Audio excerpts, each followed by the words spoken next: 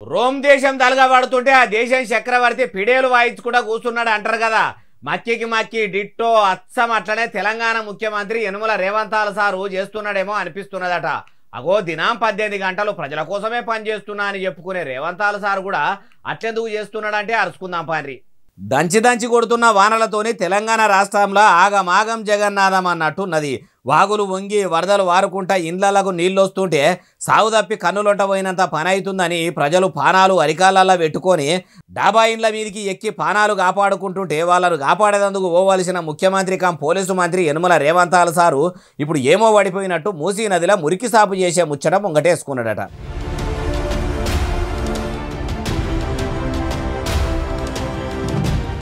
అయ్యా ముఖ్యమంత్రి యనుమల రేవంతాల సారు మూసీ నది మురికి సాపు చేసే ముచ్చట మళ్ళీ మీటింగ్ పెట్టుకొని మాట్లాడినా మాట్లాడవచ్చు. తెలంగాణలో పొంగుతున్న వరదలతోని ఊర్ల కూర్లు మునిగిపోతున్నాయి, పట్నాలకు పట్నాలు మునిగిపోతున్నాయి, కార్లు కొట్టుకపోతున్నాయి, కట్టలు తెగిపోతున్నాయి, సడకులు కయ్యలు కోస్తున్నాయి. ఇట్లా చెప్పుకుంటూ పోతే బాయిలకాడికి పోయినోళ్ళ కాడ నుంచి బంగ్లాల ఉన్నోళ్ళ దాకా బాధలు ఎల్లదీస్తుర్రు. అసొంటోళ్ళ గురించి ఆలోచించాలన్నా మీరు ఏమో పానం పోతుంటే శవులకమ్మలు ఏడగొన్నారని అడిగినట్టు చేస్తారేంది సారు? ఇప్పటికైనా మించిపోయింది లేదు. ఒక పారి మీరు ముప్పు ఉన్న దగ్గరలో చూసి జరిగిపోయిన నష్టానికి పాయమాలు కట్టించి మళ్ళా ఇట్లా వరదలు వచ్చినప్పుడు ఇంత పెద్ద ఆపద రాకుండా చూడండి.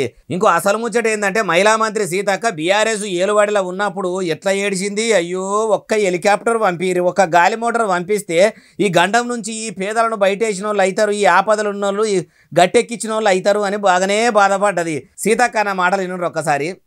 చెప్తూనే ఉన్నాము మాకు ఒక హెలికాప్టర్ ఇవ్వండి అని. ఇప్పటి వరకు కూడా ఎంతమంది ఉన్నారు, ఎంతమంది సీతక్క అప్పుడంటే మీకు అధికారం లేకపోయి ఇప్పుడు అధికారం మీదేనా? హెలికాప్టర్లను తీసుకుపోయి ఆ గంగల కొట్టుకపోతున్న కాపాడకపోయినరు, మీకు పుణ్యం ఉంటుంది అంటున్నారు ఈ ముచ్చటి ఇన్నోళ్ళు.